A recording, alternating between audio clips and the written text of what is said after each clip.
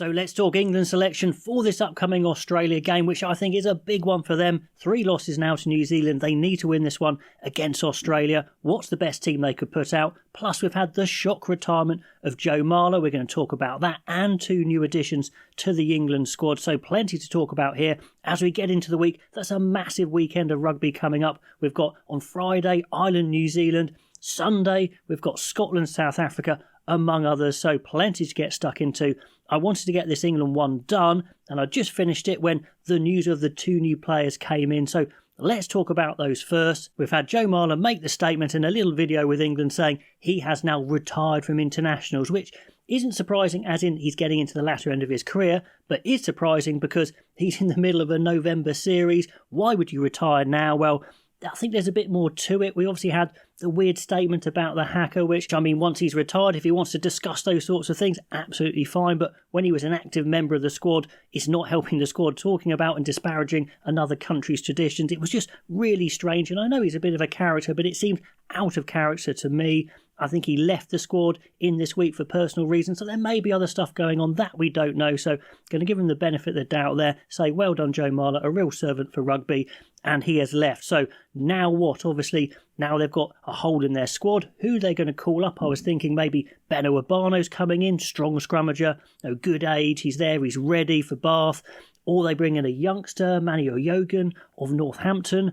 Well, they've thrown in a bit of a curveball, which I quite like in many ways. Asher Apoko-Fajor is the up-and-coming prop, but for Sale, men's team, of course, for the seniors, he is playing tight head. And here in this squad is a space for loose head, but he does play loose head as well. He played there for the world champion England team for the under-20, so he can clearly do it very well. But to move from loose to tight or tight to loose is tricky, as I am told by front rowers. So let me know if you think that's a good idea, getting a current tight head in to play loose head, if that's what's going on. For my selection, I'm going to kind of select him on either side. He's been playing tight head, so I think he could perfectly play tight head, and we need that position a bit more, even though we've lost Joe Marler, so we'll talk about that in a minute. But excited to have Asher Apoko-Fajor in the squad. Just by rights, by the way he's been played for Sale, I think he deserves to be in. The other one, though, the other one's really weird. Ted Hill has gone. I can only assume it's injury because he had just been called into the squad. So just to drop him again, I think would be really harsh. We will find out, I suppose, at some point. But with him dropping out, what an opportunity to bring in the other back row who is clearly missing here, or probably 2 maybe, Tom Willis or Tom Pearson. I mean, if Tom Willis was in, we could play that back row that I really wanted of Cunningham South, of Ben Earl and Tom Willis. That would be absolutely fire, really what I wanted. But instead, he's gone for Charlie Ewels, and I can hear all the comments down below as well. The kind of Borthwick is the new Southgate, playing safe, playing boring, and yeah, I think I agree with that. Do we need second rows? No. Why has he done it when Ted Hill's dropped out? I think he thinks he's lost a 6. Who's my next 6 on the radar? Under Ted Hill, it's probably George Martin himself, who's in the squad. That means they lose in second row, and that's why I think Charlie Ewels has come in as a second row.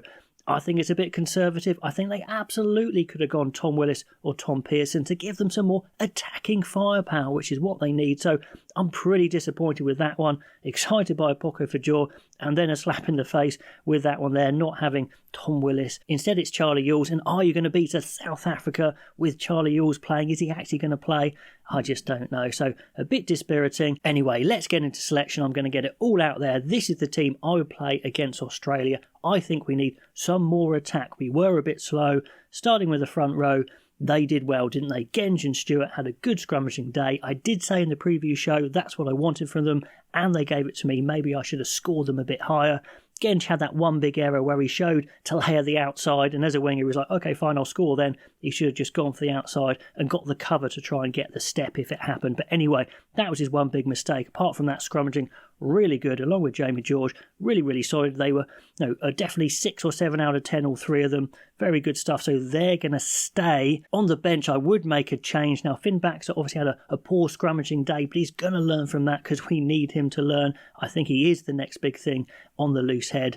And I'm going to put Asher Apoko-Fajor in there as a tight head, even though I put an asterisk there, even though he has been selected, it looks like as a loose head. I'm going to put him there because I think we need him. Cole, Davison, they're not the answer, they're not the future. Apoko-Fajor is. So that bench, Theodan, Baxter, Apoko Fajor coming on against Australia, that could be very, very effective. Second rows can stay absolutely fine. Back row, well, Cunningham South I thought did well. Earl attacked well, but those tackles, those no-arm tackles, he's definitely going to have to look at those. 7, I just think Tom Curry was too slow, so I'm going to start Ben Curry. I think he's going to get more turnovers. He's going to get there and attack a bit quicker. The bench is tricky. I think you do go Tom Curry because he covers 6, 7 and 8. Not massively happy with it. Would have loved to have a Tom Pearson to bring on or a Tom Willis. That would have been so good. Anyway, got to let that one go. That's my pack. It's okay. In the back line, I would make a couple of changes and I would start Harry Randall. Harry Randall is quick phase, quick possession, get to the ball, get it away sort of player, and Marcus Smith would love that. And England were struggling to score tries. They were setting it up well, but after that it petered out. And Harry Randall, Marcus Smith, they can make it happen. Randall can snipe. He can be really annoying. Pop out of a ruck, suck a player in better and quicker than Ben Spencer can. So on the bench, I always say Ben Spencer is a starter or nothing, so he's not in the team there. Jack Van Poortvliet, a quick guy to come on as well, a youngster to up the pace and keep it going with Harry Randall if he needs to go off. And again, if these players don't need to go off, if say Randall and Smith are going great, just keep them on. They're fit enough to play the full 80. You don't have to bring on the subs. This isn't, a junior team where you just want to get everyone on for the sake of it. Into the centres, another change with Ollie Lawrence, who would be great to play him at 13, but I don't think we have the personnel. We need some danger to go with him. Lawrence and Slade just don't gel on that attacking wavelength. They're not doing amazing offloads. They're not making great breaks. Slade's not making these searing outside breaks. It's not going to happen. He's a ball player playing at 13. And he's getting into the latter end of his career, so I think you need to change it. Lawrence and Freeman, similar sort of age, stick them together for a while, see what they can do. That's more dangerous, that's more physical. Much more happy with that, and then bring some serious pace onto the wing. Instead of Freeman, Ollie Slightholme on one, Faye Wabuso on the other. That is dangerous. Furbank counter-attacking at fullback. That's the backline I want to see. The replacement fly half has to be Finn Smith. He's in form. He is the future. George Ford, I can forgive him his drop goal, his kick, they were tricky, but that cover tackle was absolutely pathetic.